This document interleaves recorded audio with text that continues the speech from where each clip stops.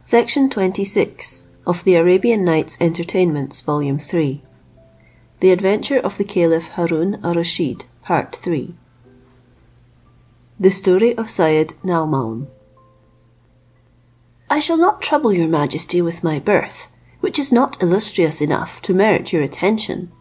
For my situation, my parents by their good economy left me enough to live on like an honest man, free from ambition, or being burdensome to anyone. With these advantages, the only blessing I wanted to render my happiness complete was an amiable wife, who might share them with me, but that was a blessing it did not please God to grant me.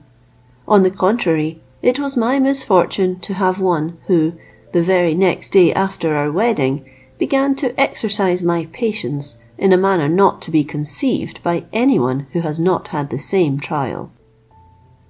As it is the custom for us to marry without seeing or knowing whom we are to espouse, your Majesty is sensible that a husband has no reason to complain when he finds that the wife who has been chosen for him is not horribly ugly and deformed, and that her carriage, wit, and behaviour make amends for any slight bodily imperfections.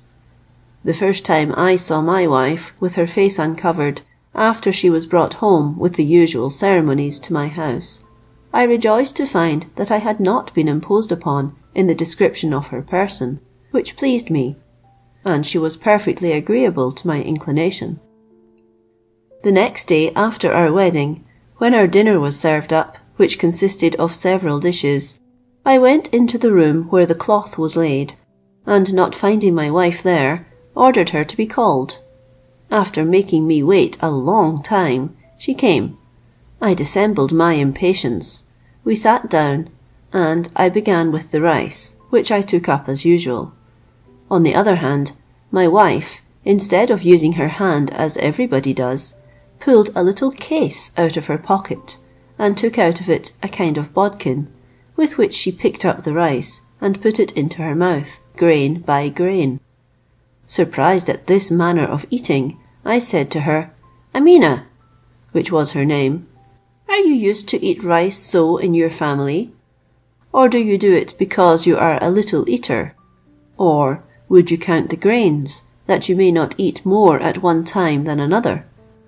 If you do it out of frugality, or to teach me not to be extravagant, you have no reason to fear, as I can assure you we shall not ruin ourselves that way.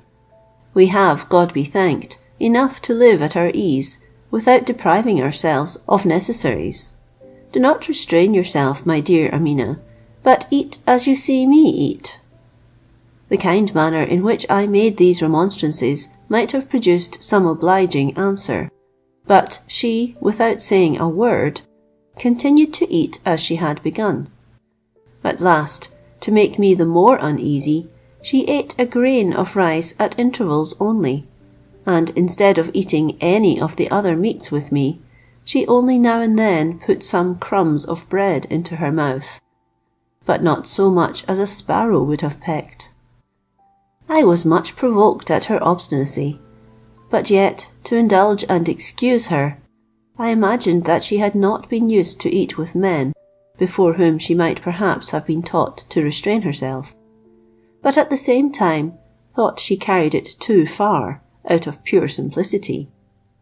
I fancied again that she might have breakfasted late, or that she might have a wish to eat alone, and more at liberty. These considerations prevented me from saying more to her then, to ruffle her temper, by showing any sign of dissatisfaction.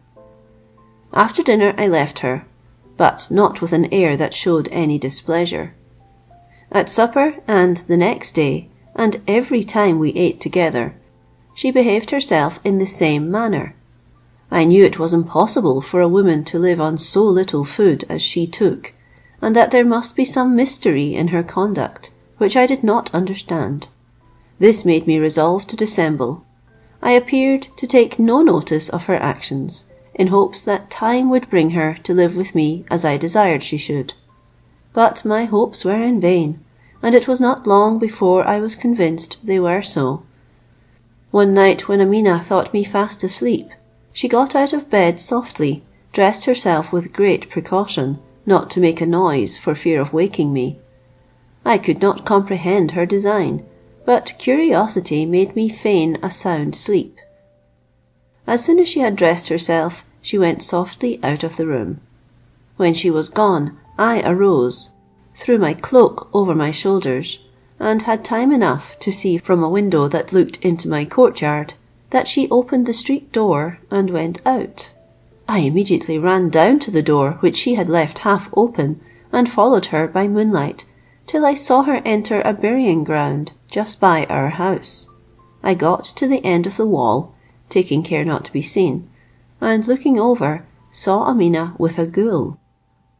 Your Majesty knows that the ghouls of both sexes are wandering demons, which generally infest old buildings, from whence they rush out by surprise on people that pass by, kill them and eat their flesh, and for want of such prey, will sometimes go in the night into burying grounds and feed on dead bodies which they dig up. I was struck with astonishment and horror to see my wife with this ghoul. They dug up a dead body, which had been buried but that day, and the ghoul cut off pieces of the flesh, which they ate together by the graveside, conversing during their shocking and inhuman repast. But I was too far off to hear their discourse, which must have been as strange as their meal, the remembrance of which still makes me shudder. When they had finished this horrible feast, they threw the remains of the dead body into the grave again, and filled it up with the earth which they had dug out. I left them at their work, made haste home, and, leaving the door half open as I had found it, went into my chamber and to bed again, where I pretended to be fast asleep.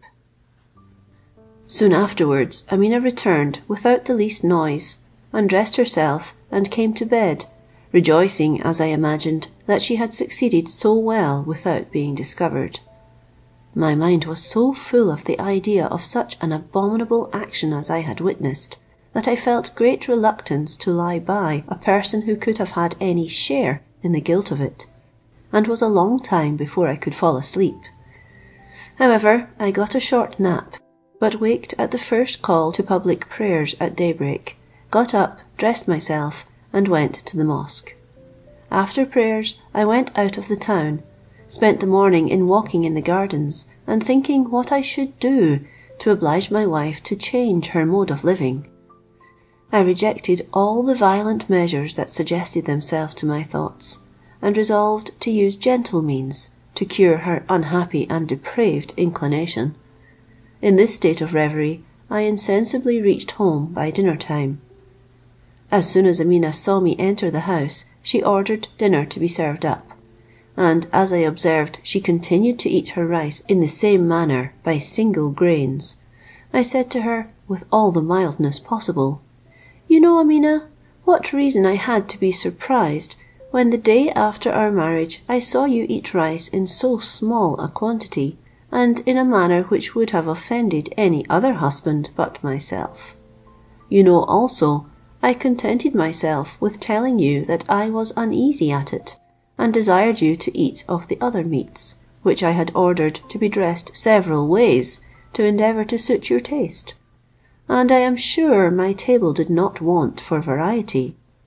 But all my remonstrances have had no effect, and you persist in your sullen abstemiousness. I have said nothing, because I would not constrain you, and should be sorry that anything I now say should make you uneasy. But tell me, Amina, I conjure you, are not the meats served up at my table better than the flesh of a human corpse?" I had no sooner pronounced these words than Amina, who perceived that I had discovered her last night's horrid voraciousness with the ghoul, flew into a rage beyond imagination. Her face became as red as scarlet, her eyes ready to start out of her head, and she foamed with passion. The terrible state in which she appeared alarmed me so much that I stood motionless, and was not able to defend myself against the horrible wickedness she meditated against me, and which will surprise your Majesty. In the violence of her passion, She dipped her hand into a basin of water which stood by her, and muttering between her teeth some words which I could not hear, she threw some water in my face, and exclaimed in a furious tone, "Wretch, receive the punishment of thy prying curiosity, and become a dog." Amina, whom I did not before know to be a sorceress, had no sooner pronounced these diabolical words than I was immediately transformed into a dog. My amazement and surprise at so sudden and unexpected a metamorphosis prevented my thinking at first of providing for my safety. Availing herself of this suspense, she took up a great stick, with which she laid on me such heavy blows that I wonder they did not kill me. I thought to have escaped her rage by running into the yard, but she pursued me with the same fury, and notwithstanding all my activity, I could not avoid her blows. At last, when she was tired of running after and beating me, and enraged that she had not killed me as she desired, she thought of another method to effect her purpose. She half opened the street door, that she might endeavour to squeeze me to death, as I ran out to preserve my life. Dog as I was, I instantly perceived her pernicious design, and as present danger inspires a presence of mind, to elude her vigilance, I watched her face and motions so well, that I took my opportunity and passed through quick enough to save myself and escape her malice, though she pinched the end of my tail. The pain I felt made me cry out and howl as I ran along the streets, which collected all the dogs about me, and I got bit by several of them. But to avoid their pursuit, I ran into the shop of a man who sold boiled sheep's heads, tongues, and feet, where I saved myself. The man at first took my part with much compassion, by driving away the dogs that followed me and would have run into his house. My first care was to creep into a corner to hide myself, but I found not the sanctuary and protection I hoped for. My host was one of those extravagantly superstitious persons who think dogs unclean creatures, and if by chance one happens to touch them in the streets, cannot use soap and water enough to wash their garments clean. After the dogs who chased me were all dispersed and gone, he did all he could to drive me out of his house, but I was concealed out of his reach, and spent that night in his shop in spite of him, and indeed I had need of rest to recover from Amina's ill treatment. Not to weary your majesty with trifling circumstances, I shall not particularize the melancholy reflections I made on my metamorphosis, but only tell you that my host having gone out the next morning to lay in a stock of sheep's heads, tongues, and trotters, when he returned he opened his shop, and while he was laying out his goods, I crept from my corner, and got among some other dogs of the neighbourhood, who had followed my host by the scent of his meat, and surrounded the shop, in expectation of having some offal thrown to them. I joined them, and put myself among them in a begging posture.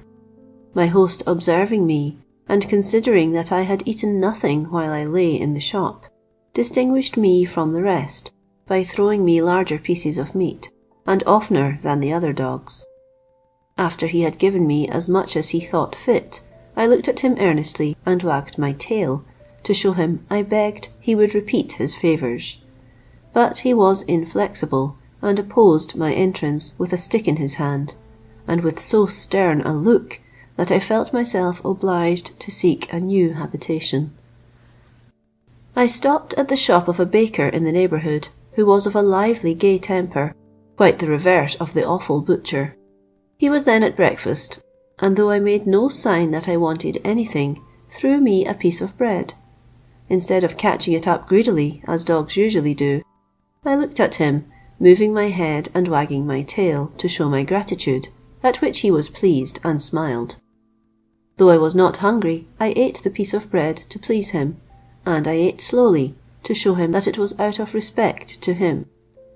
He observed this, and permitted me to continue near the shop. I sat down and turned myself to the street, to show him I then only wanted his protection, which he not only granted, but by his caresses encouraged me to come into the house. This I did in a way that showed it was with his leave. He was pleased, and pointed me out a place where to lie, of which I took possession, and kept while I lived with him. I was always well treated, and whenever he breakfasted, dined, or supped, I had my share of provisions, and in return I loved him and was faithful, as gratitude required of me. I always had my eyes upon him, and he scarcely stirred out of doors, or went into the city on business, but I was at his heels. I was the more exact, because I perceived my attention pleased him, for whenever he went out, without giving me time to see him, he would call Chance, which was the name he gave me. At this name I used to spring from my place, jump, caper, run before the door, and never cease fawning on him till he went out, and then I always either followed him or ran before him, continually looking at him to show my joy. I had lived some time with this baker, when a woman came one day into the shop to buy some bread, who gave my master a piece of bad money among some good, which he returned and requested her to exchange. The woman refused to take it again, and affirmed it to be good. The baker maintained the contrary, and in the dispute told the woman he was sure that the piece of money was so visibly bad that his dog could distinguish it, upon which he called me by name. I immediately jumped on the counter, and the baker, throwing the money down before me, said, "See, and tell me which of these pieces is bad." I looked over all the pieces of money, and then set my paw upon that which was bad, separated it from the rest, looking in my master's face, to show it him. The baker, who had only called me to banter the woman, was much surprised to see me so immediately pitch upon the bad money. The woman thus convicted had nothing to say for herself, but was obliged to give another piece instead of the bad one. As soon as she was gone, my master called in some neighbours, and enlarged very much on my capacity, telling them what had happened. The neighbours desired to make the experiment, and of all the bad money they showed me, mixed with good, there was not one which I did not set my paw upon, and separate from the rest. The woman also failed not to tell everybody she met what had happened, so that the fame of my skill in distinguishing good money from bad was not only spread throughout the neighbourhood, but over all that part of the town, and insensibly through the whole city. I had business enough every day, for I was obliged to show my skill to all customers who came to buy bread of my master. In short, my reputation procured my master more business than he could manage, and brought him customers from the most distant parts of the town. This run of business lasted so long that he owned to his friends and neighbours that I was a treasure to him. My little knowledge made many people envy my master's good fortune, and lay snares to steal me away, which obliged him always to keep me in his sight. One day a woman came like the rest out of curiosity to buy some bread, and seeing me sit upon the counter, threw down before me 6 pieces of money, among which was one that was bad. I separated it presently from the others, and setting my paw upon it, looked in the woman's face, as much as to say, "Is it not so?" The woman, looking at me, replied, "Yes, you are in the right, it is bad," and staying some time in the shop to look at and admire me, at last paid my master for his bread, but when she went out of the shop, made a sign, unknown to him, for me to follow her. I was always attentive to any means likely to deliver me out of so strange a metamorphosis, and had observed that the woman examined me with an extraordinary attention. I imagined that she might know something of my misfortune, and the melancholy condition I was reduced to. However, I let her go, and contented myself with looking at her. After walking 2 or 3 steps, she turned about, and seeing that I only looked at her, without stirring from my place, made me another sign to follow her. Without deliberating any longer, and observing that my master was busy cleaning his oven, and did not mind me, I jumped off the counter, and followed the woman, who seemed overjoyed. After we had gone some way, she stopped at a house, opened the door, and called to me to come in, saying, "You will not repent following me." When I had entered, she shut the door and conducted me to her chamber, where I saw a beautiful young lady working embroidery. This lady, who was daughter to the charitable woman who had brought me from the baker's, was a very skilful enchantress, as I found afterwards. "Daughter," said the mother, "I have brought you the much talked of baker's dog, that can tell good money from bad. You know I gave you my opinion respecting him when I first heard of him, and told you I fancied he was a man changed into a dog by some wicked magician. Today I determined to go to that baker for some bread, and was myself a witness of the wonders performed by this dog, who has made such a noise in Baghdad. What say you, daughter? Am I deceived in my conjecture?" "Mother, you are not," answered the daughter, "and I will disenchant him immediately." The young lady arose from her sofa, put her hand into a basin of water, and throwing some upon me, said, "If thou wert born a dog, remain so; but if thou wert born a man, resume thy former shape by the virtue of this water." At that instant the enchantment was broken, and I became restored to my natural form. Penetrated with the greatness of this kindness, I threw myself at my deliverer's feet, and after I had kissed the hem of her garment, said, "My dear deliverer, I am so sensible of your unparalleled humanity towards a stranger as I am, that I beg of you to tell me yourself what I can do to show my gratitude, or rather dispose of me as a slave, to whom you have a just right, since I am no more my own, but entirely yours. And that you may know who I am, I will tell you my story in as few words as possible." After I had informed her who I was, I gave her an account of my marriage with Amina, of the complaisance I had shown her, my patience in bearing with her humour, her extraordinary behaviour, and the savage inhumanity with which she had treated me out of her inconceivable wickedness, and finished my story with my transformation, and thanking her mother for the inexpressible happiness she had procured me. "Syed Naumaun," said the daughter to me, "let us not talk of the obligation you say you owe me. It is enough for me that I have done any service to so honest a man. But let us talk of Amina your wife. I was acquainted with her before your marriage, and as I know her to be a sorceress, she also is sensible that I have some of the same kind of knowledge as herself, since we both learnt it of the same mistress. We often meet at the baths, but as our tempers are different, I avoid all opportunities of contracting an intimacy with her, which is no difficult matter, as she does the same by me. I am not at all surprised at her wickedness, but what I have already done for you is not sufficient. I must complete what I have begun. It is not enough to have broken the enchantment by which she has so long excluded you from the society of men. You must punish her as she deserves, by going home again, and assuming the authority which belongs to you. I will give you the proper means. Converse a little with my mother till I return to you." My deliveress went into a closet, and while she was absent, I repeated my obligations to the mother as well as the daughter.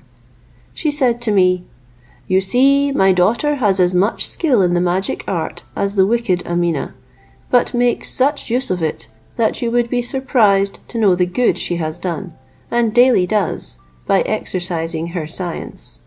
This induces me to let her practice it, for I should not permit her if I perceived she made an improper application of it in the smallest instance." The mother then related some of the wonders she had seen her perform.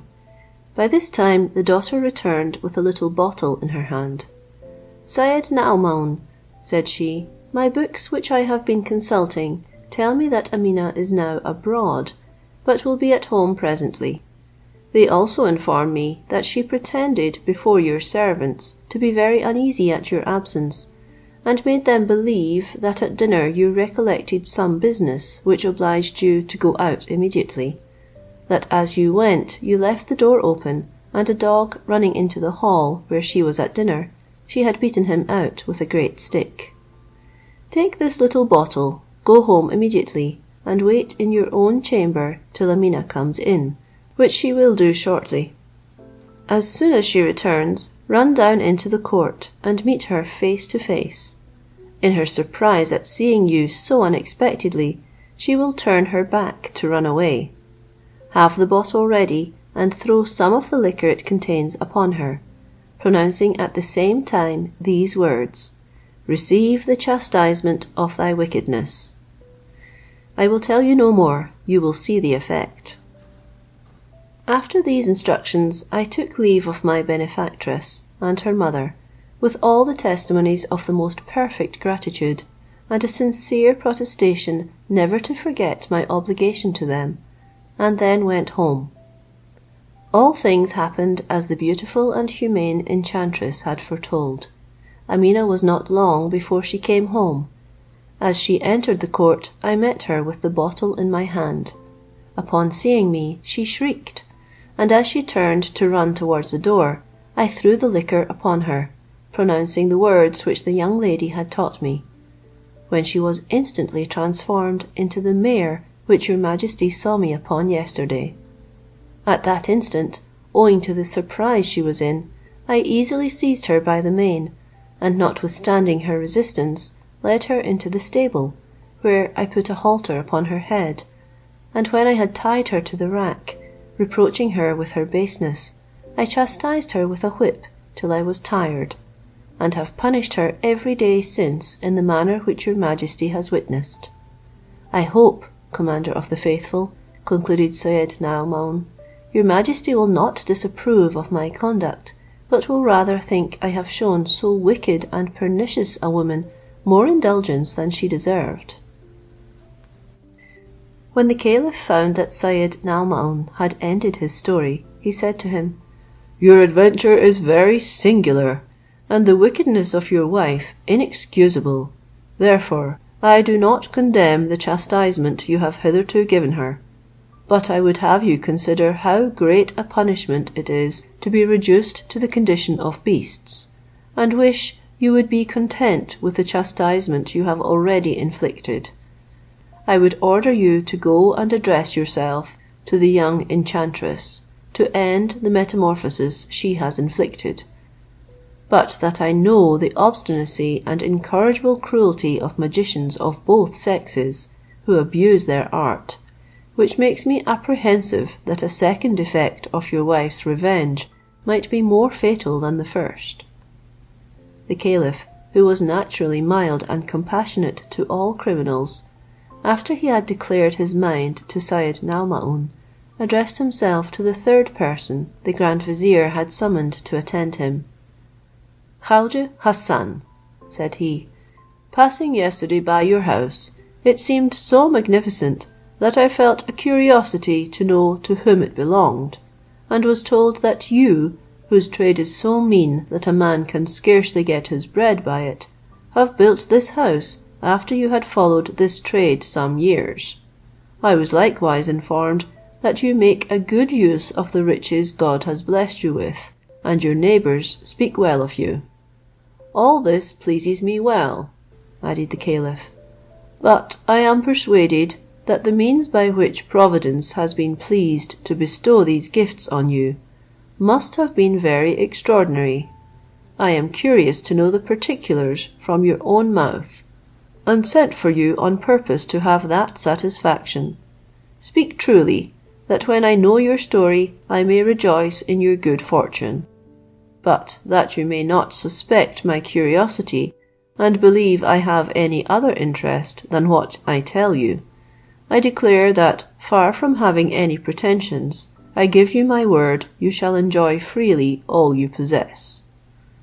On these assurances of the caliph, Khaujeh Hassan prostrated himself before the throne, with his forehead down to the carpet, and when he rose up, said, "Commander of the Faithful, some persons might have been alarmed at having been summoned to appear before your majesty, but knowing that my conscience was clear, and that I had committed nothing against the laws or your majesty, but on the contrary had always the most respectful sentiments and the profoundest veneration for your person. My only fear was that I should not be able to support the splendour of your presence.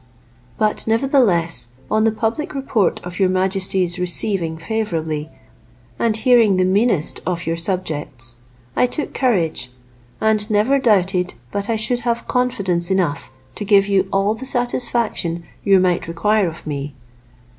Besides, your Majesty has given me a proof of your goodness by granting me your protection before you know whether I deserve it. I hope, however, you will retain the favourable sentiments you have conceived of me, when, in obedience to your command, I shall have related my adventures." After this compliment to conciliate the caliph's goodwill and attention, and after some moments' recollection, Khaujeh Hassan related his story in the following manner. Section 27 of the Arabian Nights Entertainments, Volume 3. The Adventure of the Caliph Harun al-Rashid, Part 4. The Story of Khaujeh Hassan al-Hubal. Commander of the Faithful, that your Majesty may the better understand by what means I arrived at the happiness I now enjoy, I must acquaint you there are two intimate friends, citizens of Baghdad, who can testify the truth of what I shall relate, and to whom, after God, the author of all good, I owe my prosperity. These two friends are called, the one Saadi, the other Saad. Saadi, who is very rich, was always of opinion that no man could be happy in this world without wealth, to live independent of every one. Saad was of a different opinion. He agreed that riches were necessary to comfort, but maintained that the happiness of a man's life consisted in virtue, without any farther eagerness after worldly goods than what was requisite for decent subsistence and benevolent purposes. Saad himself is one of this number, and lives very happily and contentedly in his station. But though Saadi is infinitely more opulent, their friendship is very sincere, and the richest sets no more value on himself than the other. They never had any dispute but on this point. In all other things, their union of opinion has been very strict. One day, as they were talking upon this subject, as I have since been informed by them both, Saadi affirmed that poverty proceeded from men's being born poor, or spending their fortunes in luxury and debauchery, or by some of those unforeseen fatalities which do not often occur. "My opinion," said he, "is that most people's poverty is owing to their wanting at first a sufficient sum of money to raise them above want, by employing their industry to improve it. For," continued he, "if they once had such a sum, and made a right use of it, they would not only live well, but would in time infallibly grow rich." Saad could not agree in this sentiment. "The way," said he, "which you propose to make a poor man rich is not so certain as you imagine. Your plan is very hazardous, and I can bring many good arguments against your opinion; but that they would carry us too far into dispute, I believe, with as much probability, that a poor man may become rich by other means as well as by money. And there are people who have raised as large and surprising fortunes by mere chance, as others have done by money, with all their good economy and management to increase it by the best conducted trade." "Saad," replied Saadi, "I see we shall not come to any determination by my persisting to oppose my opinion against yours. I will make an experiment to convince you, by giving, for example, a sum of money to some artisan, whose ancestors, from father to son, have always been poor, lived only from day to day, and died as indigent as they were born. If I have not the success I expect, you shall try if you will have better by the means you shall employ." Some days after this dispute, the two friends happened to walk out together, and passing through the street where I was at work at my trade of rope making, which I learnt of my father, who learnt of his, and he of his ancestors; and by my dress and appearance it was no hard matter for them to guess my poverty. Saad, remembering Saadi's engagement, said, "If you have not forgotten what you said to me, there is a man," pointing to me, "whom I can remember a long time working at his trade of rope making, and in the same poverty. He is a worthy subject for your liberality, and a proper person to make your experiment upon." "I so well remember the conversation," replied Saadi, "that I have ever since carried a sufficient sum about me for the purpose, but only waited for an opportunity of our being together, that you might be witness of the fact. Let us go to him, and know if he is really necessitous." The two friends came to me, and I, seeing that they wished to speak to me, left off work. They both accosted me with the common salutation, and Saadi, wishing me peace, asked me my name. I returned their salutation, and answered Saadi's question, saying to him, "Sir, my name is Hassan, but by reason of my trade I am commonly known by the name of Hassan al-Hubal." "Hassan," replied Saadi, "as there is no occupation but what a man may live by, I doubt not but yours produces enough for you to live well upon; and I am amazed that during the long time you have worked at your trade, you have not saved enough to lay in a good stock of hemp to extend your manufacture and employ more hands, by the profit of whose work you would soon increase your income." "Sir," replied I, "you will be no longer amazed that I have not saved money and taken the way you mention to become rich, when you come to know that, let me work as hard as I may from morning till night, I can hardly get enough to keep my family in bread and pulse. I have a wife and 5 children, not one of whom is old enough to be of the least assistance to me. I must feed and clothe them, and in our poor way of living, they still want many necessaries, which they can ill do without; and though hemp is not very dear, I must have money to buy it. This is the first thing I do with any money I receive for my work, otherwise I and my family must starve. Now judge, sir," added I, "if it be possible that I should save anything for myself and family. It is enough that we are content with the little God sends us, and that we have not the knowledge or desire of more than we want, but can live as we have been always bred up, and are not reduced to beg." When I had given Saadi this account, he said to me, "Hassan, I am not so much surprised as I was, for I comprehend what obliges you to be content in your station. But if I should make you a present of a purse of 200 pieces of gold, would not you make a good use of it? And do not you believe that with such a sum you could become soon as rich as the principal of your occupation?" "Sir," replied I, "you seem to be so good a gentleman, that I am persuaded you would not banter me, but that the offer you make me is serious; and I dare say, without presuming too much upon myself, that a considerably less sum would be sufficient to make me not only as rich as the first of our trade, but that in time I should be richer than all of them in this city together, though Bagdad is so large and populous." The generous Saadi shewed me immediately that in what he said he was serious. He pulled a purse out of his bosom, and putting it into my hands, said, "Here, take this purse. You will find it contains 200 pieces of gold.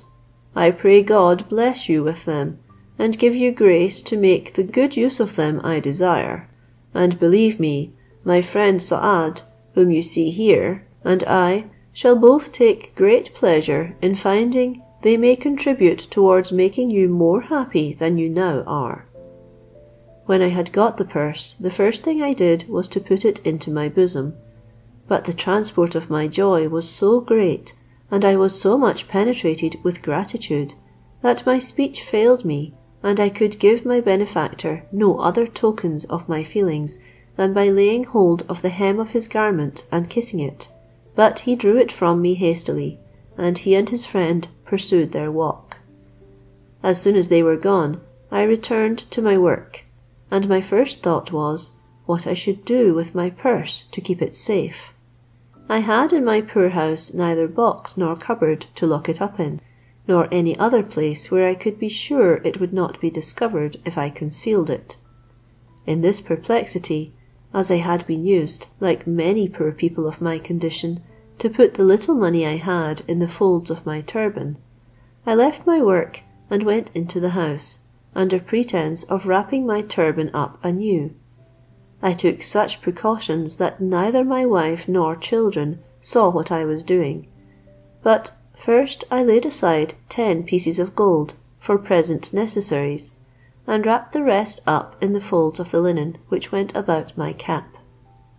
The principal expense I was at that day was to lay in a good stock of hemp, and afterwards, as my family had eaten no flesh meat a long time, I went to the shambles and bought something for supper. As I was carrying home the meat I had bought, a famished vulture flew upon me, and would have taken it away if I had not held it very fast. But alas! I had better have parted with it than lost my money. The faster I held my meat, the more the bird struggled to get it, drawing me sometimes on one side and sometimes on another, but would not quit the prize, till unfortunately in my efforts my turban fell on the ground. The vulture immediately let go his hold, but seizing my turban, flew away with it. I cried out so loud that I alarmed all the men, women, and children in the neighbourhood, who joined their shouts and cries to make the vulture quit his hold, for by such means these voracious birds are often frightened so as to quit their prey. But our cries did not avail. He carried off my turban, and we soon lost sight of him, and it would have been in vain for me to fatigue myself with running after him.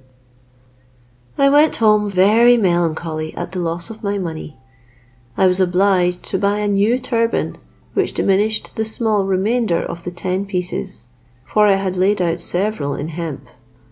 The little that was left was not sufficient to give me reason to indulge the great hopes I had conceived. But what troubled me most was the little satisfaction I should be able to give my benefactor for his ineffectual generosity, when he should come to hear what a misfortune I had met with, which he would perhaps regard as incredible, and consequently an idle excuse. While the remainder of the 10 pieces lasted, my little family and I lived better than usual, but I soon relapsed into the same poverty, and the same inability to extricate myself from wretchedness. However, I never murmured nor repined. God, said I, was pleased to give me riches when I least expected them.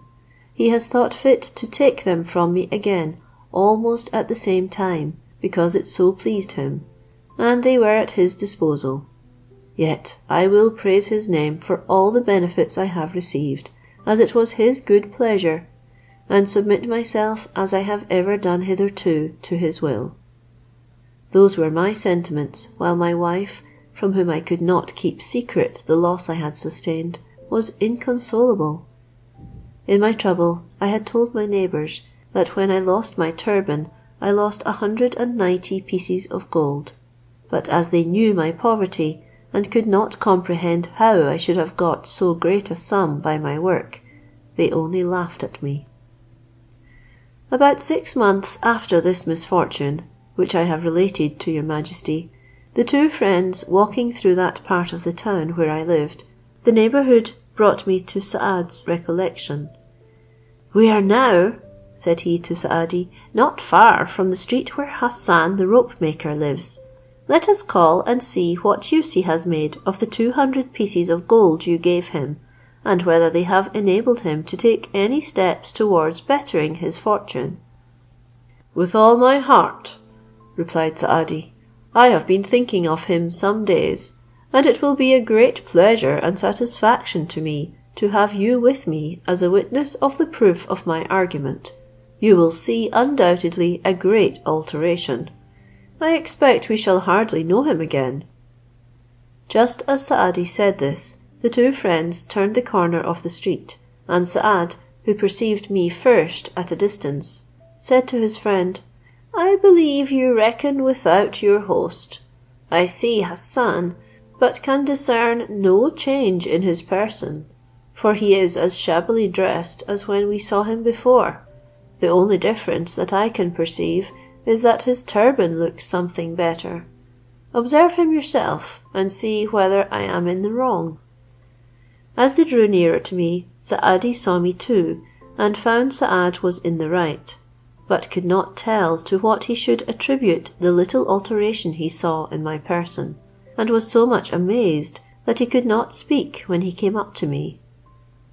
"Well, Hassan," said Saad, "we do not ask you how affairs go since we saw you last. Without doubt they are in a better train." "Gentlemen," replied I, addressing myself to them both, "I have the great mortification to tell you that your desires, wishes, and hopes, as well as mine, have not had the success you had reason to expect, and I had promised myself. You will scarcely believe the extraordinary adventure that has befallen me. I assure you, nevertheless, on the word of an honest man, and you ought to believe me, for nothing is more true than what I am going to tell you." I then related to them my adventure, with the same circumstances I had the honour to tell your majesty. Saadi rejected my assertion, and said, "Hassan, you joke, and would deceive me, for what you say is a thing incredible. What have vultures to do with turbans? They only search for something to satisfy their hunger. You have done as all such people as yourself generally do. If they have made any extraordinary gain, or any good fortune happens to them, which they never expected, they throw aside their work, take their pleasure, make merry while the money lasts, and when they have eaten and drunk it all out, are reduced to the same necessity and want as before. You would not be so miserable, but because you deserve it, and render yourself unworthy of any service done to you." "Sir," I replied, "I bear all these reproaches, and am ready to bear as many more, if they were more severe, and all with the greater patience, because I do not think I deserve them. The thing is so publicly known in this part of the town, that there is nobody but can satisfy you of the truth of my assertions. If you inquire, you will find that I do not impose upon you. I own I never heard of vultures flying away with turbans, but this has actually happened to me, like many other things, which do not fall out every day, and yet have actually happened." Saad took my part, and told Saadi a great many as surprising stories of vultures, some of which he affirmed he knew to be true, insomuch that at last he pulled his purse out of his vestband, and counted out 200 pieces of gold into my hand, which I put into my bosom for want of a purse. When Saadi had presented me with this sum, he said, "Hassan, I make you a present of these 200 pieces, but take care to put them in a safer place, that you may not lose them so unfortunately as you have done the others, and employ them in such a manner that they may procure you the advantages which the others would have done." I told him that the obligation of this his second kindness was much greater than I deserved, after what had happened, and that I should be sure to make good use of his advice. I would have said a great deal more, but he did not give me time, for he went away and continued his walk with his friend. As soon as they were gone, I left off work and went home, but finding neither my wife nor children within, I pulled out my money, put 10 pieces by, and wrapped up the rest in a clean linen cloth, tying it fast with a knot. But then I was to consider where I should hide this linen cloth, that it might be safe. After I had considered some time, I resolved to put it in the bottom of an earthen vessel full of bran, which stood in a corner, which I imagined neither my wife nor children would look into. My wife came home soon after, and as I had but little hemp in the house, I told her I should go out to buy some, without saying anything to her about the two friends. While I was absent, a sandman, who sells scouring earth for the hair and body, which women use in the baths, passed through our street and called, "Cleansing ho!" My wife, who wanted some, beckoned to him, but as she had no money, asked him if he would make an exchange of some earth for some bran. The sandman asked to see the bran. My wife showed him the pot. The bargain was made. She had the cleansing earth, with which she filled a dust hole I had made to the house, and the sandman took the pot and bran along with him. Not long after, I came home with as much hemp as I could carry, and followed by 5 porters loaded also with hemp. After I had satisfied them for their trouble, I sat down to rest myself, and looking about me, could not see the pot of bran. It is impossible for me to express to your majesty my surprise, and the effect it had on me at the moment. I asked my wife hastily what was become of it, when she told me the bargain she had made with the sandman, which she thought to be a very good one. "Ah, unfortunate woman!" cried I, "you know not the injury you have done me, yourself, and our children, by making that bargain, which has ruined us for ever. You thought you only sold the bran, but with the bran you have enriched the sandman with 190 pieces of gold, which Saadi with his friend came and made me a second present of." My wife was like one distracted when she knew what a fault she had committed through ignorance. She cried, beat her breast, and tore her hair and clothes. "Unhappy wretch that I am," cried she, "am I fit to live after so dreadful a mistake? Where shall I find this sandman? I know him not. I never saw him in our street before. O husband," added she, "you were much to blame to be so reserved in a matter of such importance.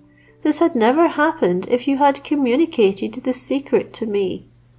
In short, I should never finish my story were I to tell your majesty what her grief made her say. You are not ignorant how eloquent women often are in their afflictions. "Wife," said I, "moderate your grief. By your weeping and howling you will alarm the neighbourhood, and there is no reason they should be informed of our misfortunes. They will only laugh at instead of pitying us.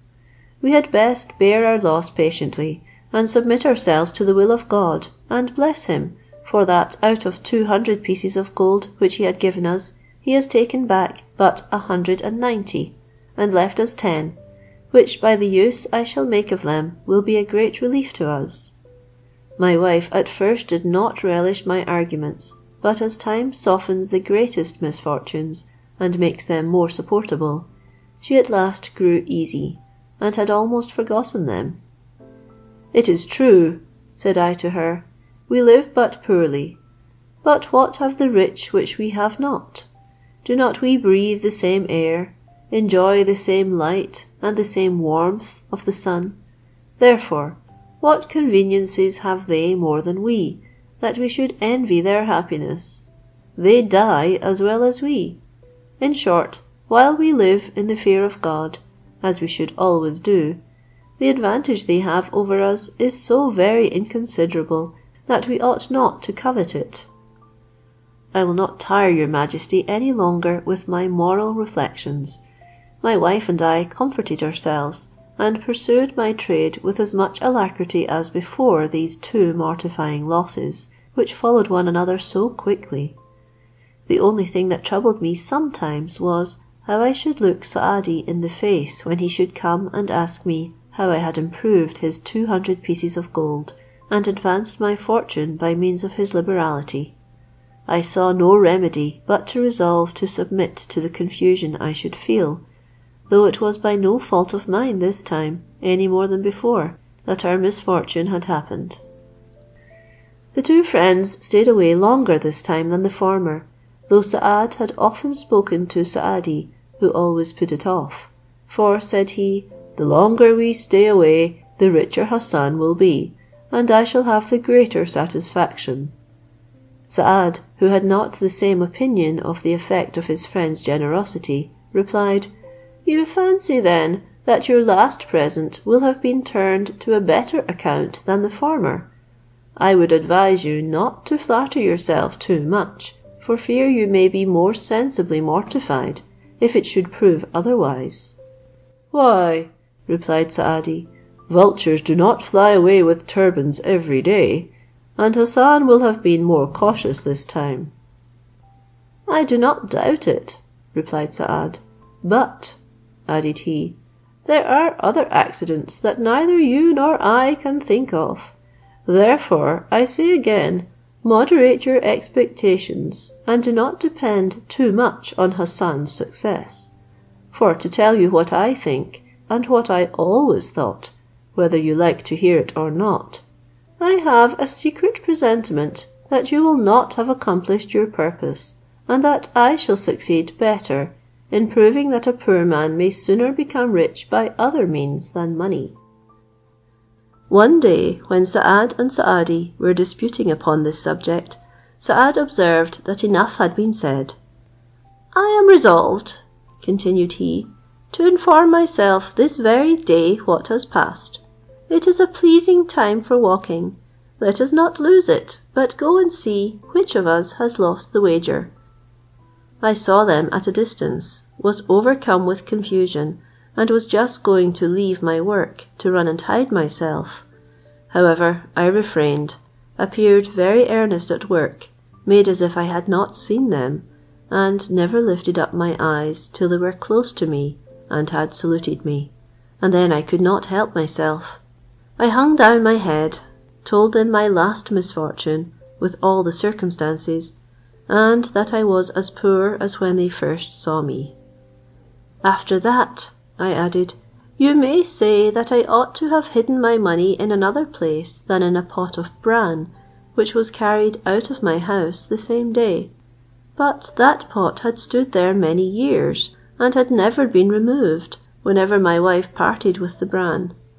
Could I guess that a sandman should come by that very day, my wife have no money, and would make such an exchange? You may indeed allege that I ought to have told my wife of it, but I will never believe that such prudent persons, as I am persuaded you are, would have given me that advice. And if I had put my money anywhere else, what certainty could I have had that it would be more secure?" "I see, sir," said I, addressing myself to Saadi, "that it has pleased God, whose ways are secret and impenetrable, that I should not be enriched by your liberality, but that I must remain poor. However, the obligation is the same as if it had wrought the desired effect." After these words I was silent, and Saadi replied, "Though I would persuade myself, Hassan, that all you tell us is true, and not owing to your debauchery or ill management, yet I must not be extravagant and ruin myself for the sake of an experiment. I do not regret in the least the 400 pieces of gold I gave you to raise you in the world. I did it in duty to God, without expecting any recompense but the pleasure of doing good. If anything makes me repent, it is that I did not address myself to another, who might have made a better use of my charity." Then turning about to his friend, "Saad," continued he, "you may know by what I have said that I do not entirely give up the cause. You may now make your experiment, and let me see that there are ways besides giving money to make a poor man's fortune. Let Hassan be the man. I dare say, whatever you may give him, he will not be richer than he was with 400 pieces of gold." Saad had a piece of lead in his hand, which he showed Saadi. "You saw me," said he, "take up this piece of lead which I found on the ground. I will give it Hassan, and you shall see what it is worth." Saadi burst out laughing at Saad. "What is that bit of lead worth?" said he. "A farthing? What can Hassan do with that?" Saad presented it to me and said, "Take it, Hassan, let Saadi laugh.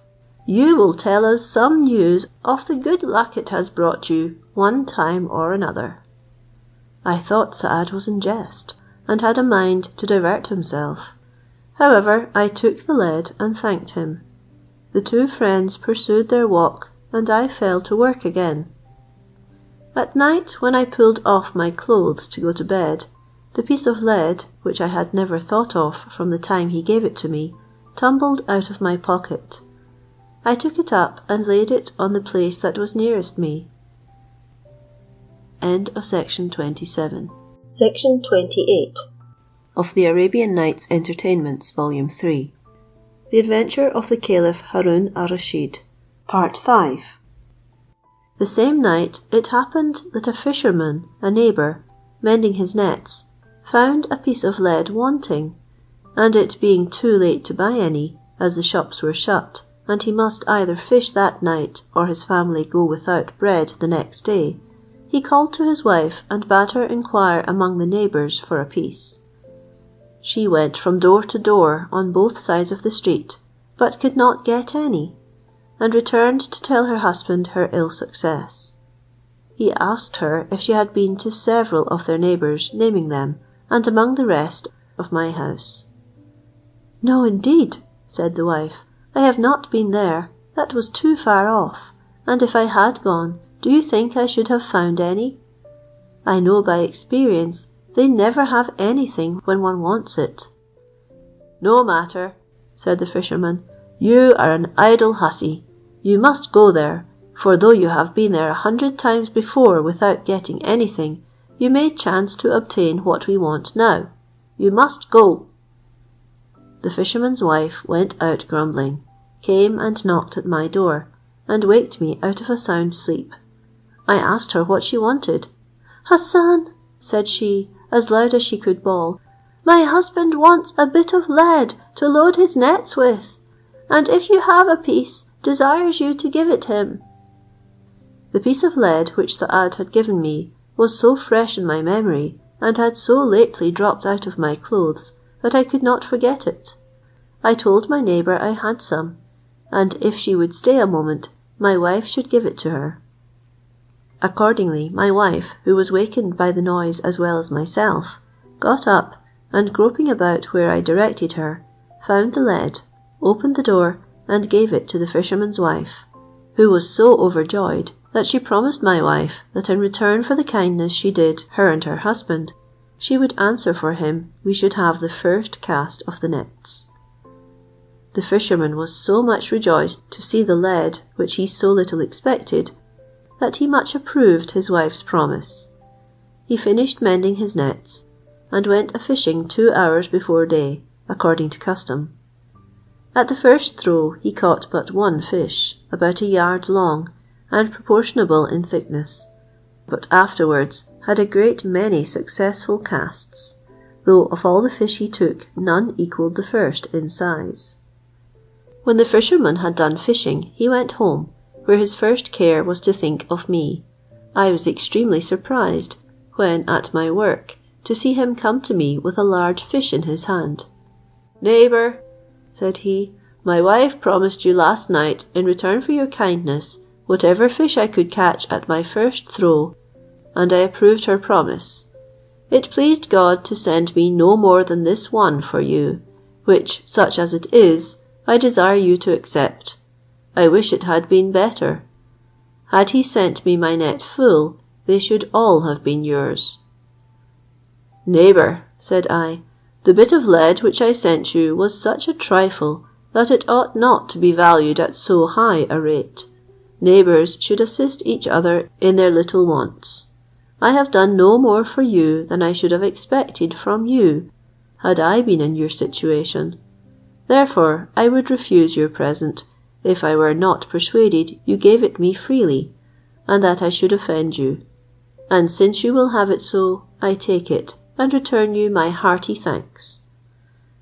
After these civilities, I took the fish, and carried it home to my wife.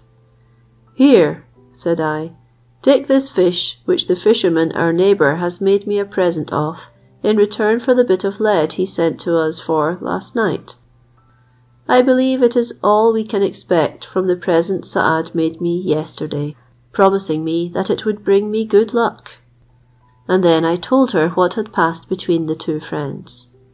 My wife was much startled to see so large a fish. "What would you have me do with it?" said she. "Our gridiron is only fit to broil small fish, and we have not a pot big enough to boil it." "That is your business," answered I. "Dress it as you will, I shall like it either way." I then went to my work again. In gutting the fish, my wife found a large diamond, which, when she washed it, she took for a piece of glass. Indeed, she had heard talk of diamonds, but if she had ever seen or handled any, she would not have known how to distinguish them. She gave it to the youngest of our children for a plaything, and his brothers and sisters handed it about from one to another to admire its brightness and beauty.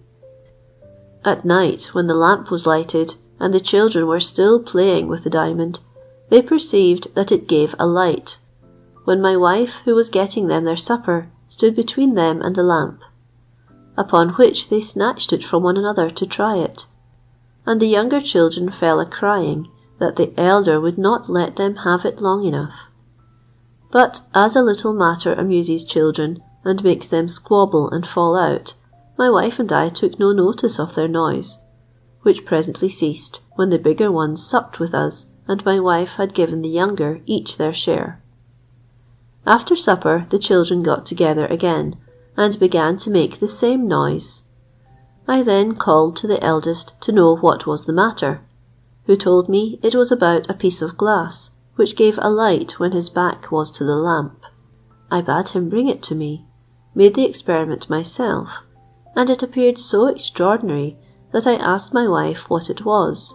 She told me it was a piece of glass, which she had found in gutting the fish.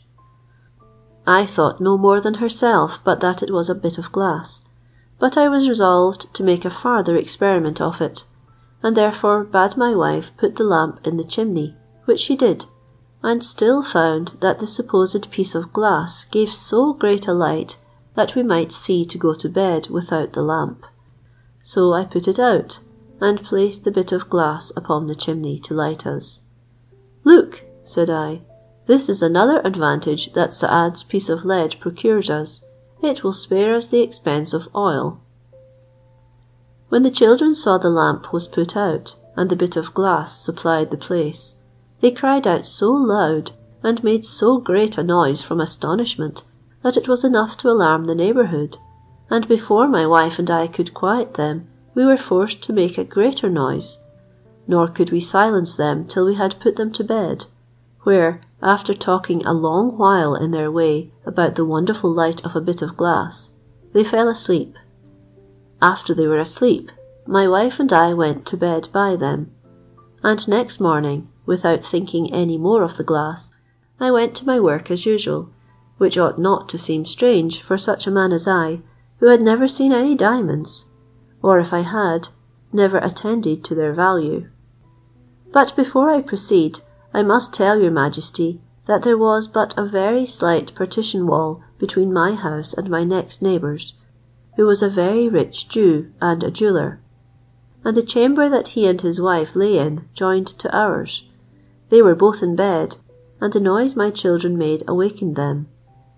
The next morning the jeweller's wife came to mine to complain of being disturbed out of their first sleep. "Good neighbour Rachel," which was the Jew's wife's name, said my wife, "I am very sorry for what happened, and hope you will excuse it. You know it was caused by the children, and they will laugh and cry for a trifle. Come in, and I will show you what was the occasion of the noise." The Jewess went in with her, and my wife, taking the diamond, for such it really was, and a very extraordinary one, out of the chimney, put it into her hands. "See here," said she, "it was this piece of glass that caused all the noise." And while the Jewess, who understood all sorts of precious stones, was examining the diamond with admiration, my wife told her how she found it in the fish's belly, and what happened. "Indeed, Aisha," which was my wife's name, said the jeweller's wife, giving her the diamond again, "I believe as you do it is a piece of glass, but as it is more beautiful than common glass, and I have just such another piece at home, I will buy it if you will sell it." The children, who heard them talking of selling their plaything, presently interrupted their conversation, crying and begging their mother not to part with it, who, to quiet them, promised she would not. The Jewess, being thus prevented in her intended swindling bargain by my children, went away, but first whispered my wife, who followed her to the door, if she had a mind to sell it, not to show it to anybody without acquainting her. The Jew went out early in the morning to his shop in that part of the town where the jewellers sell their goods. Thither his wife followed, and told him the discovery she had made. She gave him an account of the size and weight of the diamond as nearly as she could guess, also of its beauty, water, and lustre, and particularly of the light which it gave in the night, according to my wife's account, which was the more credible as she was uninformed. The Jew sent his wife immediately to treat to offer her a trifle at first, as she should think fit, and then to raise her price by degrees, but be sure to bring it, cost what it would. Accordingly his wife came again to mine privately, and asked her if she would take 20 pieces of gold for the piece of glass she had shown her. My wife, thinking the sum too considerable for a mere piece of glass, as she had thought it, would not make any bargain, but told her she could not part with it till she had spoken to me. In the meantime, I came from my work to dinner. As they were talking at the door, my wife stopped me, and asked if I would sell the piece of glass she had found in the fish's belly for 20 pieces of gold, which our neighbour offered her. I returned no answer, but reflected immediately on the assurance with which Saad, in giving me the piece of lead, told me it would make my fortune. The Jewess, fancying that the low price she had offered was the reason I made no reply, said, "I will give you 50, neighbour, if that will do." As soon as I found that she rose so suddenly from 20 to 50, I told her that I expected a great deal more. "Well, neighbour," said she, "I will give you 100, and that is so much, I know not whether my husband will approve my offering it." At this new advance, I told her I would have 100,000 pieces of gold for it, that I saw plainly that the diamond, for such I now guessed it must be, was worth a great deal more, but to oblige her and her husband, as they were neighbours, I would limit myself to that price, which I was determined to have, and if they refused to give it, other jewellers should have it, who would give a great deal more. The Jewess confirmed me in this resolution by her eagerness to conclude a bargain, and by coming up at several biddings to 50,000 pieces, which I refused. "I can offer you no more," said she, "without my husband's consent. He will be at home at night, and I would beg the favour of you to let him see it, which I promised." At night, when the Jew came home, his wife told him what she had done, that she had got no forwarder with my wife or me, that she offered, and I had refused, 50,000 pieces of gold, but that I had promised to stay till night at her request. He observed the time when I left off work, and came to me. "Neighbour Hassan," said he, "I desire you would show me the diamond your wife showed to mine." I brought him in and showed it to him, and as it was very dark, and my lamp was not lighted, he knew instantly by the light the diamond gave, and by the lustre it cast in my hand, that his wife had given him a true account of it. He looked at and admired it a long time. "Well, neighbour," said he, "my wife tells me she offered you 50,000 pieces of gold. I will give you 20,000 more." "Neighbour," said I, "your wife can tell you that I valued my diamond at 100,000 pieces, and I will take nothing less." He haggled a long time with me, in hopes that I would make some abatement, but finding at last that I was positive, and for fear that I should show it to other jewellers, as I certainly should have done, he would not leave me till the bargain was concluded on my own terms.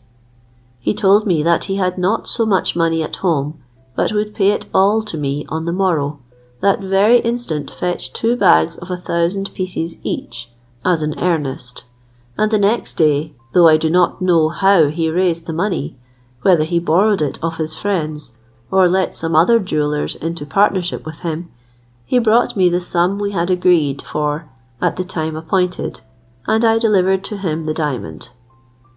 Having thus sold my diamond, and being rich infinitely beyond my hopes, I thanked God for his bounty, and would have gone and thrown myself at Saad's feet to express my gratitude, if I had known where he lived, as also at Saadi's, to whom I was first obliged, though his good intention had not the same success.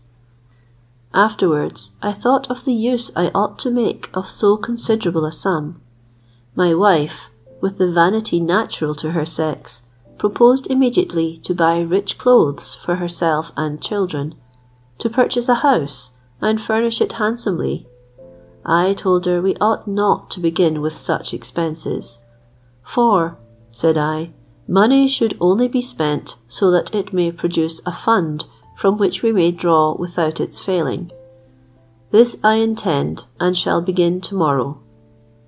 I spent all that day and the next in going to the people of my own trade, who worked as hard every day for their bread as I had done, and giving them money beforehand, engaged them to work for me in different sorts of rope making, according to their skill and ability, with a promise not to make them wait for their money, but to pay them as soon as their work was done.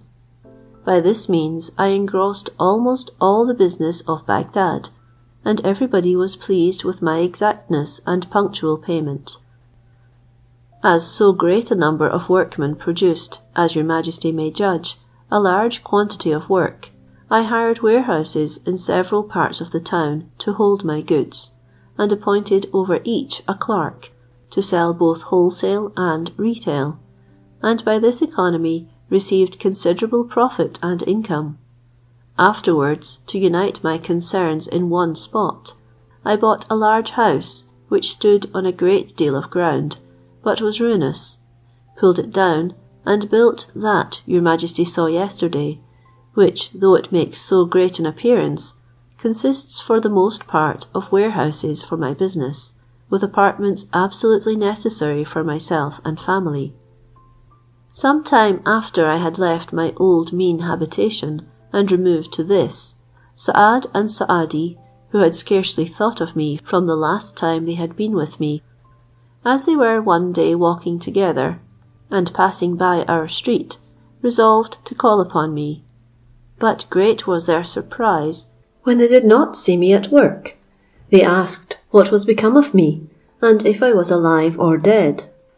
Their amazement was redoubled when they were told I was become a great manufacturer, and was no longer called plain Hassan, but Khawaja Hassan al-Huba'u, and that I had built in a street, which was named to them, a house like a palace. The two friends went directly to the street, and in the way, as Saadi could not imagine that the bit of lead which Saad had given me could have been the raising of my fortune, he said to him, "I am overjoyed to have made Hassan's fortune, but I cannot forgive the 2 lies he told me to get 400 pieces instead of 2, for I cannot attribute it to the piece of lead you gave him." "So you think," replied Saad, "but so do not I.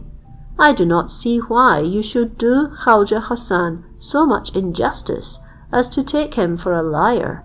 You must give me leave to believe that he told us the truth, disguised nothing from us, that the piece of lead which I gave him is the cause of his prosperity, and you will find he will presently tell us so." During their discourse, the two friends came into the street where I lived, asked whereabouts my house stood, and being shown it, could hardly believe it to be mine. They knocked at the door, and my porter opened it, when Saadi, fearing to be guilty of rudeness in taking the house of a nobleman for that he was inquiring after, said to the porter, "We are informed that this is the house of Khaujeh Hassan al-Huba'u. Tell us if we are mistaken." "You are very right, sir," said the porter, opening the door wider. "It is the same. Come in, he is in the hall, and any of the slaves will point him out to you." I had no sooner set my eyes upon the two friends than I knew them. I rose from my seat, ran to them, and would have kissed the hem of their garments, but they would not suffer it, and embraced me. I invited them to a sofa made to hold 4 persons, which was placed full in view of my garden. I desired them to sit down, and they would have me take the place of honour. I assured them I had not forgotten that I was poor Hassan the rope maker, nor the obligations I had to them. But, were this not the case, I knew the respect due to them, and begged them not to expose me. They sat down in the proper place, and I seated myself opposite to them. Then Saadi, addressing himself to me, said, "Khaujeh Hassan, I cannot express my joy to see you in the condition I wished you when I twice made you a present of 200 pieces of gold, for I mean not to upbraid you, though I am persuaded that those 400 pieces have made this wonderful change in your fortune, which I behold with pleasure. One thing only vexes me, which is that you should twice disguise the truth from me, pretending that your losses were the effect of misfortunes which now seem to me more than ever incredible. Was it not because, when we were together the last time, you had so little advanced your small income with the 400 pieces of gold, that you were ashamed to own it? I am willing to believe this, and wait to be confirmed in my opinion." Saad heard this speech of Saadi's with impatience, not to see indignation, which he showed by casting down his eyes and shaking his head. He did not, however, interrupt him. When he had done, he said to him, "Forgive me, Saadi, if I anticipate Khaujeh Hassan before he answers you, to tell you that I am vexed at your prepossession against his sincerity, and that you still persist in not believing the assurances he has already given you. I have told you before, and I repeat it once more, that I believe those 2 accidents which befell him upon his bare assertion, and whatever you may say, I am persuaded they are true. But let him speak himself, and say which of us does him justice." After this discourse of the 2 friends, I said, addressing myself to them both, "Gentlemen, I should condemn myself to perpetual silence on the explanation you ask of me, if I were not certain the dispute you have had on my account cannot break that friendship which subsists between you.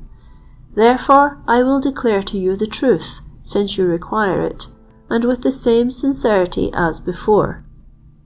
I then told them every circumstance your Majesty has heard, without forgetting the least. All my protestations had no effect on Saadi to cure him of his prejudice.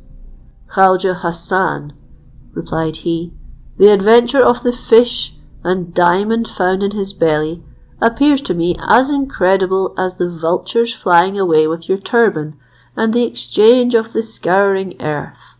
Be it as it may, I am equally convinced that you are no longer poor, but rich as I intended you should be, by my means, and I rejoice sincerely."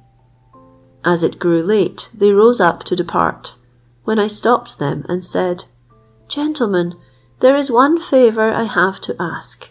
I beg of you not to refuse to do me the honour to stay and take a slight supper with me, also a bed tonight, and tomorrow I will carry you by water to a small country house, which I bought for the sake of the air, and we will return the same day on my horses."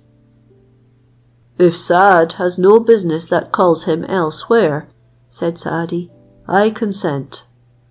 Saad told him that nothing should prevent his enjoying his company. we have only to send a slave to my house, that we may not be waited for." I provided a slave, and while they were giving him their orders, I went and ordered supper. While it was getting ready, I showed my benefactors my house and all my offices, which they thought very extensive considering my fortune. I call them both benefactors without distinction, because without Saadi, Saad would never have given me the piece of lead, and without Saad, Saadi would not have given me the 400 pieces of gold. Then I brought them back again into the hall, where they asked me several questions about my concerns, and I gave them such answers as satisfied them.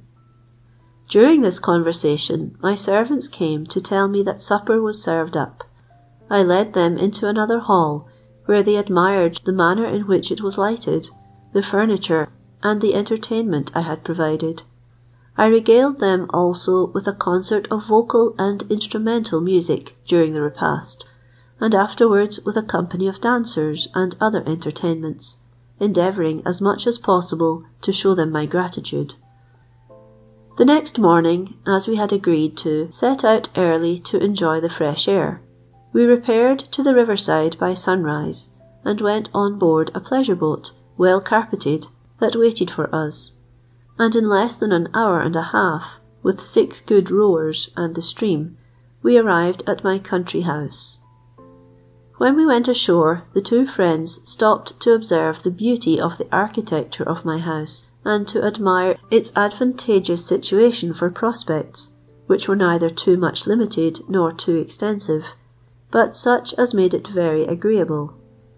I then conducted them into all the apartments, and showed them the outhouses and conveniences, with all which they were very well pleased.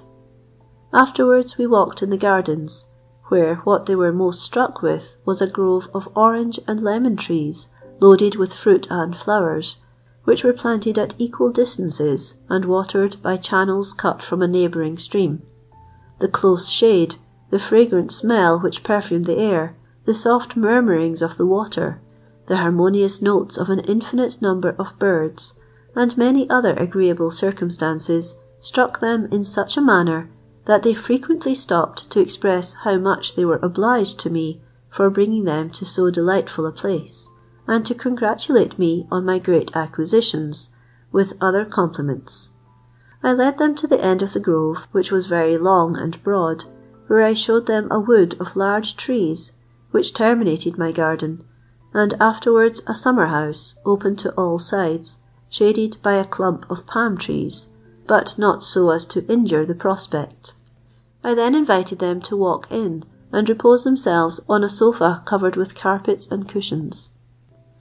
2 of my boys, whom I had sent into the country with a tutor for the air, had gone just then into the wood, and seeing a nest which was built in the branches of a lofty tree, they attempted to get at it, but as they had neither strength nor skill to accomplish their object, they showed it to the slave who waited on them, and bade him climb the tree for it. The slave, when he came to it, was much surprised to find it composed of a turban. However, he took it, brought it down, and showed it to my children, and as he thought that I might like to see a nest that was so uncommon, he gave it to the eldest boy to bring to me. I saw the children at a distance coming back to us, overjoyed to have procured a nest. "Father," said the eldest, "we have found a nest in a turban." The 2 friends and I were very much surprised at the novelty, but I much more when I recognized the turban to be that which the vulture had flown away with. After I had examined it well and turned it about, I said to my guests, "Gentlemen, have you memories good enough to remember the turban I had on the day you did me the honour first to speak to me?" "I do not think," said Saad, "that either my friend or I gave any attention to it, but if the 190 pieces of gold are in it, we cannot doubt of it." "Sir," replied I, "there is no doubt but it is the same turban; for besides that I know it perfectly well, I feel by the weight it is too heavy to be any other, and you will perceive this if you give yourself the trouble to take it in your hand." Then, after taking out the birds and giving them to the children, I put it into his hands, and he gave it to Saadi. "Indeed," said Saadi, "I believe it to be your turban, which I shall, however, be better convinced of when I see the 190 pieces of gold." "Now, sir," said I, taking the turban again, "observe well, before I unwrap it, that it is of no very fresh date in the tree, and the state in which you see it, and the nest so neatly made in it, without having been touched by the hand of man, are sufficient proofs that the vulture dropped or laid it in the tree upon the day it was seized, and that the branches hindered it from falling to the ground. Excuse my making this remark, since it concerns me so much to remove all suspicions of fraud." Saad backed me in what I urged, and said, "Saadi, this regards you and not me, for I am verily persuaded that Khaujeh Hassan does not impose upon us." While Saad was talking, I pulled off the linen cloth which was wrapped about the cap of the turban, and took out the purse, which Saadi knew to be the same he had given me. I emptied it on the carpet before them, and said, "There, gentlemen, there is the money, count it, and see if it be right," which Saad did, and found it to be 190 pieces of gold. Then Saadi, who could not deny so manifest a truth, addressing himself to me, said, "I agree, Khaujeh Hassan, that this money could not serve to enrich you, but the other 190 pieces, which you would make me believe you hid in a pot of bran, might." "Sir," answered I have told you the truth in regard to both sums. You would not have me retract to make myself a liar." "Khaujeh Hassan," said Saad, "leave Saadi to his own opinion. I consent with all my heart that he believes you are obliged to him for one part of your good fortune, by means of the last sum he gave you, provided he will agree that I contributed to the other half by the bit of lead, and will not pretend to dispute the valuable diamond found in the fish's belly." "I agree to it," answered Saadi, "but still you must give me liberty to believe that money is not to be amassed without money." "What," replied Saad, "if chance should throw a diamond in my way worth 50,000 pieces of gold, and I should have that sum given me for it? Can it be said I got that sum by money?" They disputed no farther at this time. We rose and went into the house, just as dinner was serving up. After dinner I left my guests together, to pass away the heat of the day more at their liberty, and with great composure, while I went to give orders to my housekeeper and gardener. Afterwards I returned to them again, and we talked of indifferent matters till it grew a little cooler, when we returned into the garden for fresh air, and stayed till sunset. We then mounted on horseback, and got to Bagdad by moonlight, 2 hours after, followed by one of my slaves. It happened, I know not by what negligence of my servants, that we were then out of grain for the horses, and the storehouses were all shut up, when one of my slaves, seeking about the neighbourhood for some, met with a pot of bran in a shop, bought the bran, and brought the pot along with him, promising to carry it back again the next day. The slave emptied the bran, and dividing it with his hands among the horses, felt a linen cloth tied up and very heavy. He brought the cloth to me in the condition that he found it, and presented it to me, telling me that it might perhaps be the cloth he had often heard me talk of among my friends. Overjoyed, I said to my 2 benefactors, "Gentlemen, it has pleased God that you should not part from me without being fully convinced of the truth of what I have assured you. There are the other 190 pieces of gold which you gave me," continued I, addressing myself to Saadi. "I know it well by the cloth, which I tied up with my own hands." And then I told out the money before them. I ordered the pot to be brought to me, knew it to be the same, and sent my wife to ask if she recognized it, ordering them to say nothing to her of what had happened. She knew it immediately, and sent me word that it was the same pot she had exchanged full of bran for the scouring earth. Saadi readily submitted, renounced his incredulity, and said to Saad, I yield to you, and acknowledge that money is not always the means of becoming rich. When Saadi had spoken, I said to him, I dare not propose to return you the 380 pieces of gold, which it hath pleased God should be found, to undeceive you as to the opinion of my honesty. I am persuaded that you did not give them to me with an intention that I should return them, but as I ought to be content with what Providence has sent me from other quarters, and I do not design to make use of them, if you approve of my proposal, tomorrow I will give them to the poor, that God may bless us both. The two friends lay at my house that night also, and next day, after embracing me, returned home, well pleased with the reception I had given them, and to find I did not make an improper use of the riches heaven had blessed me with. I thanked them both, and regarded the permission they gave me to cultivate their friendship and to visit them as a great honour. The Caliph was so attentive to Khaujeh Hassan's story that he had not perceived the end of it but by his silence. Khaujeh Hassan, said he, I have not for a long time heard anything that has given me so much pleasure as having been informed of the wonderful ways by which God gave thee thy riches to make thee happy in this world. Thou oughtest to continue to return him thanks by the good use thou makest of his blessings. I am glad I can tell thee that the same diamond which made thy fortune is now in my treasury, and I am happy to learn how it came there.